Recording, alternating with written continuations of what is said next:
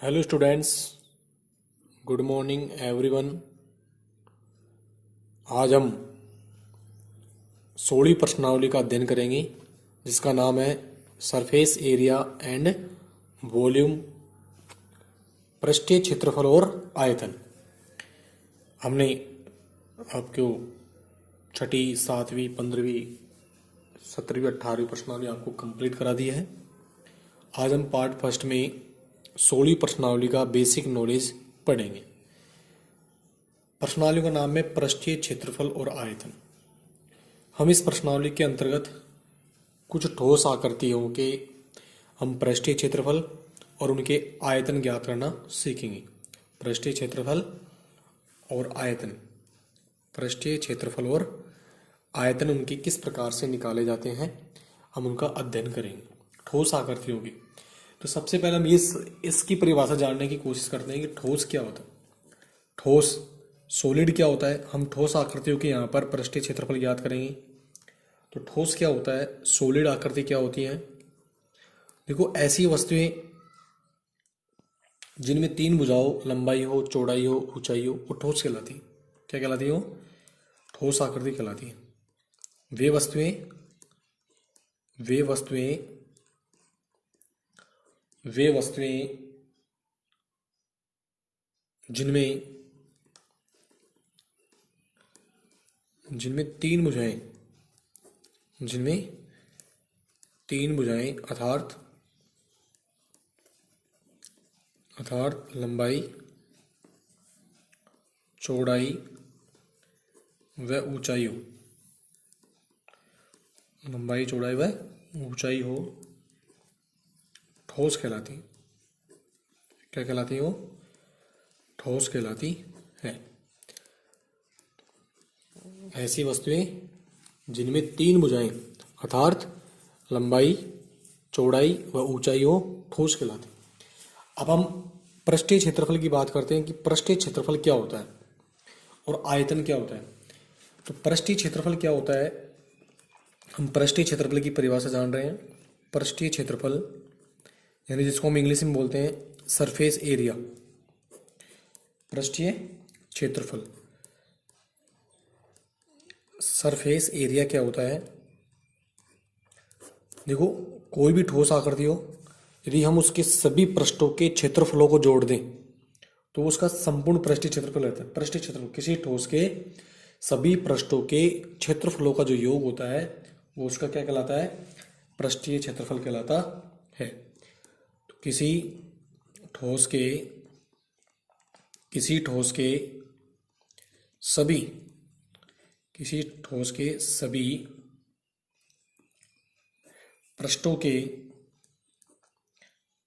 पृष्ठों के क्षेत्रफलों के योग को पृष्ठीय क्षेत्रफल कहते हैं। पृष्ठीय क्षेत्रफल कहते हैं। कोई भी ठोस आकृति है, यदि उसके हम सभी पृष्ठों के क्षेत्रफलों को जोड़ दें तो उसको हम क्या बोलते हैं? पृष्ठीय क्षेत्रफल बोलते हैं।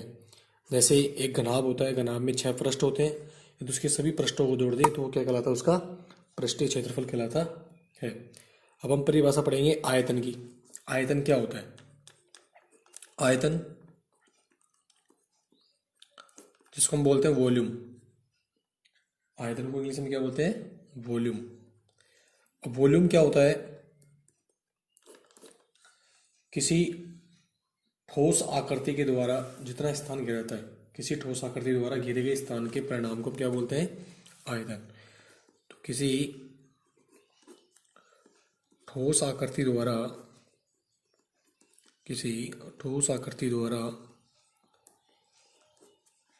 घेरे गए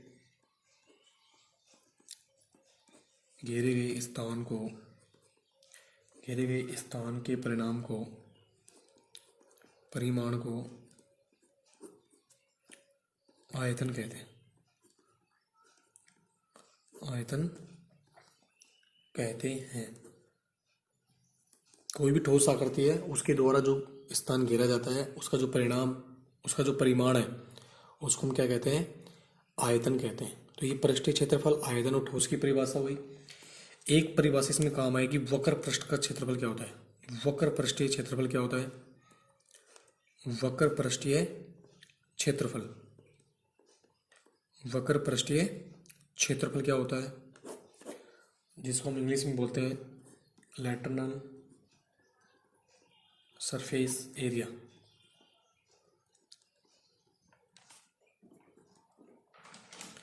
तो ये क्या होता है, कोई भी ठोस आकृति है, यदि हम उसके आधार के क्षेत्रफलों को बाहर निकाल दें तो शेष बचा जो उसके सभी पृष्ठ है उनके क्षेत्रफलों के योग को हम क्या बोलते हैं, वक्र पृष्ठीय क्षेत्रफल बोलते हैं। किसी ठोस आकृति के, किसी ठोस आकृति के आधार क्षेत्रफलों को छोड़कर, आधार क्षेत्रफलों को छोड़कर, आधार क्षेत्रफलों को छोड़कर शेष बचे सभी, शेष बचे सभी पृष्ठों के, पृष्ठों के क्षेत्रफलों के योग को वक्र पृष्ठीय क्षेत्रफल कहते हैं। वक्र पृष्ठीय क्षेत्रफल कहते हैं।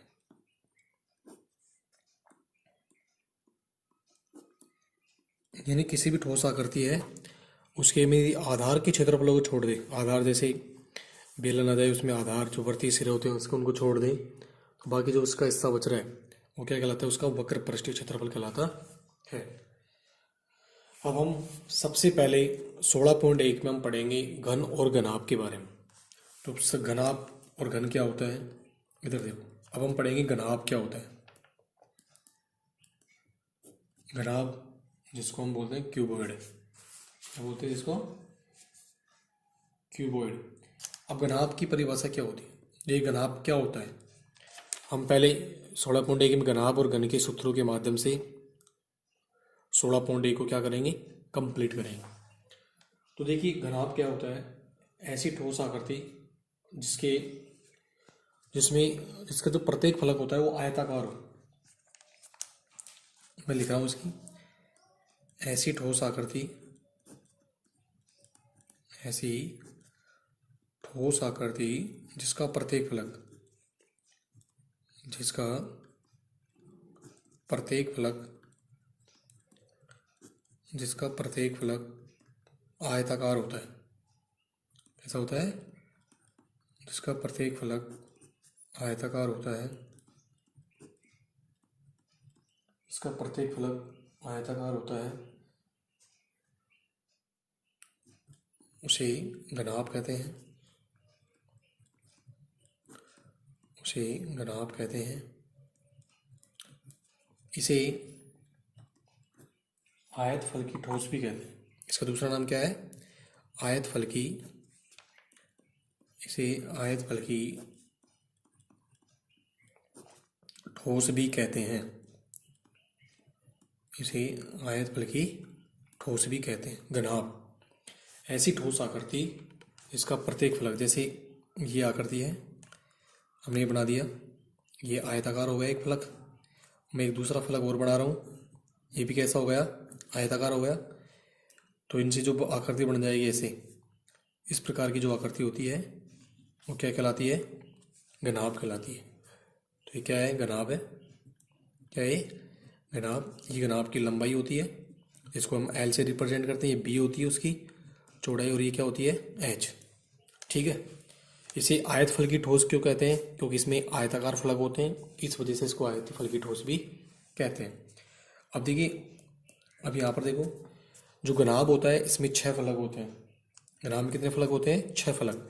जैसे 1 2 3 4, ठीक है, 5 और ये 6। इसमें कितने फलक होते हैं, 6 फलक होते हैं। और इसमें 12 भुजा होती हैं, ठीक है। और कितने शीर्ष होते हैं इसमें, 8 शीर्ष होते हैं। 8 शीर्ष का मतलब 1 2 3, 4, 5, 6, 7 और ये 8। घनाभ में 8 सीट, घनाभ में 6 फलक, 8 शीर्ष एवं 12 भुजाएं होती हैं, जिसको हम कोर बोल सकते हैं। कोर 12 भुजाएं होती हैं। भुजा का मतलब जैसे 1 भुजा, 2 भुजा, 3 भुजा, 4 भुजा, 5 भुजा, 6 भुजा, 7 भुजा, 8 भुजा, 9 भुजा, 10 भुजा, 11 भुजा, 12 भुजा। घनाभ में कितनी भुजा होती है? 12 भुजा होती है। घनाभ में 6 फलक होते हैं और 8 शीर्ष होते हैं। अब हमें देखिए इस घनाभ का हमें संपूर्ण पृष्ठीय क्षेत्रफल निकालना है। उसका हम सूत्र यहाँ पर पढ़ेंगे। घनाभ की एग्जाम्पल मैं आपको बता देता हूँ, उदाहरण क्या क्या हो सकते हैं घनाभ के।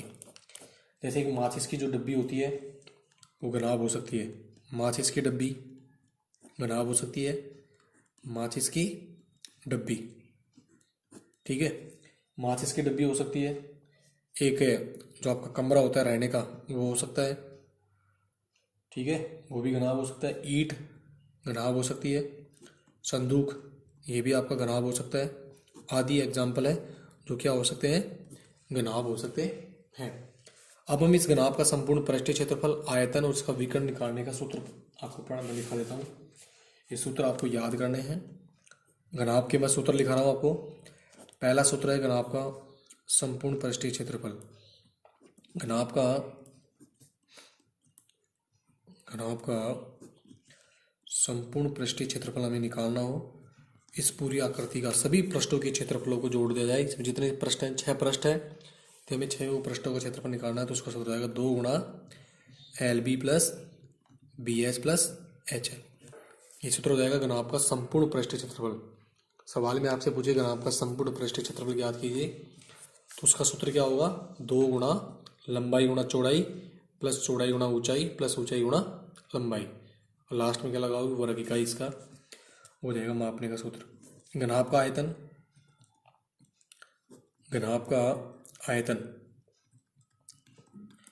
घनाभ के आयतन का सूत्र हो जाएगा लंबाई गुणा चौड़ाई गुणा ऊंचाई घन इकाई। लास्ट में उत्तर में हम क्या लिखेंगे? घन इकाई, और इसमें क्या लिखते हैं? वर्ग इकाई, ठीक है। इसका तीसरा फॉर्मूला है घनाभ का, जब हम विकर्ण निकालेंगे, घनाभ का विकर्ण का सूत्र हो जाएगा L square plus B square plus H square का अंडर रूट। ये घनाभ का विकर्ण निकालने का सूत्र है। यानी एक शीर्ष को उसके सामने वाले शीर्ष से मिलाते हैं तो क्या बनता है? विकर्ण बनता है। इस शीर्ष को मैं इससे मिलाऊं, विकर्ण बन गया। इसको इससे मिलाऊं तो क्या बन गया? विकर्ण। तो घनाभ का विकर्ण निकालने का सूत्र क्या है? Under root L square plus B square plus H square. 3 सूत्र आपको ये याद करने हैं। तीनों सूत्र आपको याद करने हैं। घनाभ का संपूर्ण पृष्ठीय क्षेत्रफल 2 गुणा LB plus BH plus HL। घनाभ का आयतन लंबाई गुणा चौड़ाई गुणा ऊंचाई। घनाभ का विकर्ण क्या होता है? घनाभ का विकर्ण under root L square plus B square plus H square. ये जो बात है 16.1 के जो सवाल होंगे उसमें घन और घनाभ के सूत्र ही काम आएंगे, ठीक है। फिर आगे हम इसमें बेलन पढ़ेंगे, शंकु पढ़ेंगे, तो बड़ी प्रश्नावली है। देखिए अब मैंने आपको घनाभ के बारे में बता दिया। घनाभ क्या होता है? ऐसी ठोस आकृति जिसका प्रत्येक फलक आयताकार हो उसे हम घनाभ कहते हैं। इसे आयत फल की ठोस भी कहते हैं। घनाभ में 6 फलक होते हैं, 8 शीर्ष होती हैं और 12 भुजा होती है। और जैसे माचिस की डब्बी होती है, एक घनाभ होती है। कमरा होता है, ईंट होती है, संदूक होती है। ये सब घनाभ के क्या है? एग्जाम्पल है। घनाभ का संपूर्ण पृष्ठीय क्षेत्रफल 2 गुणा LB plus BH plus HL वर्ग इकाई। घनाभ का आयतन लंबाई गुणा चौड़ाई गुणा ऊंचाई घन इकाई। घनाभ का विकर्ण क्या होता है? Under root L square plus B square plus H square का अंडर रूट। अब हम देखते हैं घन। घन क्या होता है?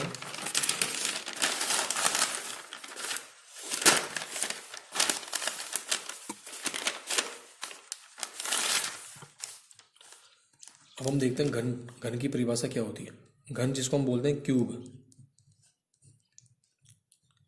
देखो घन और घन में क्या अंतर होता है? घन और घनाभ में क्या अंतर होता है? इसका जो प्रत्येक फलक होता है वर्गाकार होता है, उसमें आयताकार होता है। वह ठोस आकृति जिसका प्रत्येक फलक कैसा होता है? वर्गाकार होता है, वो क्या कहलाता है? घन कहलाता है। वह ठोस आकृति वह ठोस आकृति जिसका प्रत्येक फलक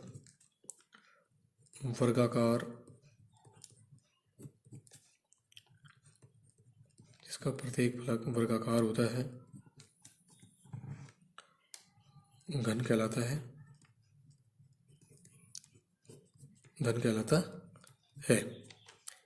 घन में लंबाई,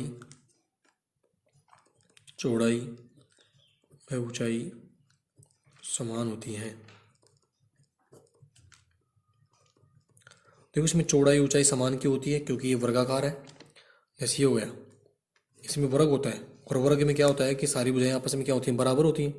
एक और दूसरा वर्ग बना दिया हमने, सेम आकृति उसकी तरह बनेगी। इसमें फलक आयताकार होंगे, उसमें कैसे? इसमें फलक वर्गाकार होंगे और उसमें कैसे होते? आयताकार। इसमें वर्गाकार है। इसमें भी वही सेम होगा। इसमें भी घन में भी 6 ही फलक होते हैं। इसमें भी घन में 6 फलक, 12 शीर्ष व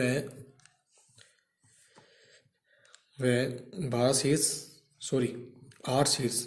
घन में 6 फलक, 8 शीर्ष व 12 भुजाएं होती हैं।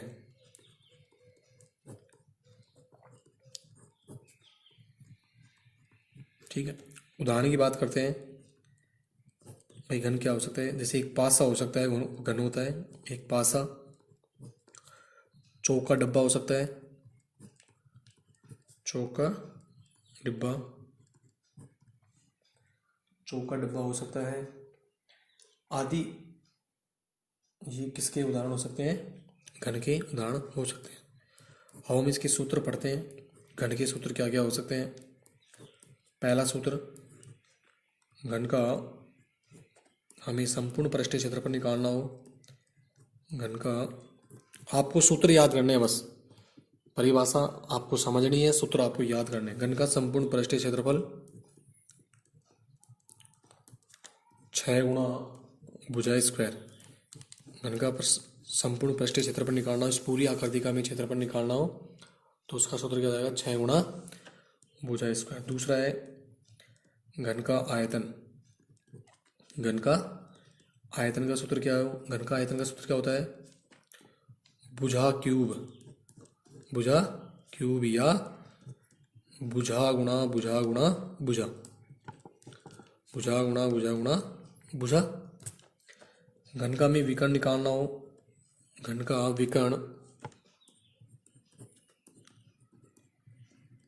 विकर्ण का सूत्र होता है, घन का विकर्ण हमें निकालना हो तो उसका सूत्र क्या होता है? भुजा √3। क्या होता है? भुजा √3। ये आपके सूत्र हो गए घन के। तो घन का संपूर्ण पृष्ठीय क्षेत्रफल निकालना हो 6 गुणा भुजा स्क्वायर।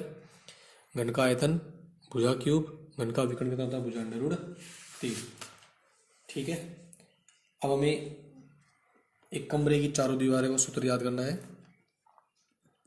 कमरे की, इसके भी सवाल आपके, कमरे की चारों दीवारों का क्षेत्रफल निकालना हो। कमरे की चारों दीवारों का क्षेत्रफल, कमरे की चारों दीवारों का क्षेत्रफल हमें ज्ञात करना हो तो उसका सूत्र होता है 2 गुणा L + B गुणा H। ये सूत्र आपको अलग से याद करना है। कमरे की चारों दीवारों का जो क्षेत्रफल होता है वो क्या होता है? 2 गुणा L + B गुणा H। ठीक है, अब इसमें कुछ जो इकाई है उनको चेंज करना हमें, वो भी आपको आना चाहिए। इकाई जैसे 1 घन मीटर बराबर, 1 घन मीटर सवाल में आ जाए, 1 घन मीटर बराबर कितना होता है? 1000 लीटर। कितना होता है? 1000 लीटर। या फिर इसको हम क्या बोल सकते हैं? 1 किलो लीटर। क्या बोल सकते हैं? 1 किलो लीटर। 1 आर बराबर सवाल आएगा, 1 आर बराबर कितना होता है? 1 आर बराबर होता है 100 वर्ग सेंटीमीटर। 1 आर में कितना सेंटीमीटर होता है? 100 वर्ग सेंटीमीटर। 1 घन मीटर बराबर, यदि हम इसको सेंटीमीटर में लिखेंगे तो ये हो जाएगा, ये तो है 100, 0 घन सेंटीमीटर। यानी 1 घन मीटर में इकाई, ढाई, सैकड़ा, हजार, 10,000, लाख, 10 लाख घन सेंटीमीटर होती है। 1 लीटर बराबर 1,000 घन सेंटीमीटर होता है। 1 लीटर में कितना घन सेंटीमीटर होता है? 1,000। इनको याद करना है, ये बातें भी काम आएंगी। 1 घन सेंटीमीटर बराबर 1,000 घन मिलीमीटर होती है। ठीक है, 1 घन सेंटीमीटर बराबर ये हो गया। इसके बाद देखिए हमें और क्या समझना है, ये आयतन संबंधित इकाइयाँ ध्यान रखना, आयतन संबंधी इकाई। अब देखिए आपको और भी समझना है, जैसे 1 मीटर बराबर कितना होता है? 1 मीटर बराबर 100 सेंटीमीटर होता है। 100 सेंटीमीटर बराबर 1 मीटर होता है। 100 सेंटीमीटर बराबर 1 मीटर होता है। इसके बाद 1 किलो बराबर, 1 किलोग्राम में कितने ग्राम होते हैं? 1,000 ग्राम। ठीक है, और 1,000 ग्राम में 1 किलोग्राम। ओके, तो ये सूत्र इनको याद कर लेना आप। और 1 सेंटीमीटर में 10 मिमी होती है। ठीक है, इनको आपको क्या करना है? याद करना है। तो ये जो मैंने आपको कराया है, ये प्रश्नावली नंबर 16.1 का बेसिक नॉलेज है। 16.2 का जो बेसिक नॉलेज है वह हम जब 16.2 पढ़ाएंगे, आपको 16.2 पढ़ाएंगे तब उसका बेसिक नॉलेज करवाएंगे। 16.1 का ये बेसिक नॉलेज है। 16.1 में हम यही पढ़ेंगे, घन घनाभ के बारे में। किसके बारे में पढ़ेंगे? घन और घनाभ के बारे में। जब 16.2 कराऊंगा तो उसमें बेलन, तो बेलन के मैं सूत्र उसमें अलग से लिखा दूंगा, फिर शंकु वाले सूत्र लिखा दूंगा, फिर आपको गोले वाले। यदि मैं एक ही वीडियो बनाता हूँ तो ये वीडियो लंबी हो जाएगी। ठीक है, कल से नेक्स्ट वीडियो में मैं 16.1 के आपको सवाल कराऊंगा। आज के लिए इतना ही। आप इनको अपनी कॉपी में, इनको फिर कॉपी में उतारते रहना और इन सूत्रों को याद कर लेना और इन इकाइयों को याद कर लेना। ओके स्टूडेंट, ठीक है, कोई भी समस्या हो तो मेरे को कमेंट कर देना। सूत्रों को याद कर लेना घन और घनाभ की 16.1 के लिए। 16.2 में हम अलग चीज़ पढ़ेंगे, बेलन। Okay student.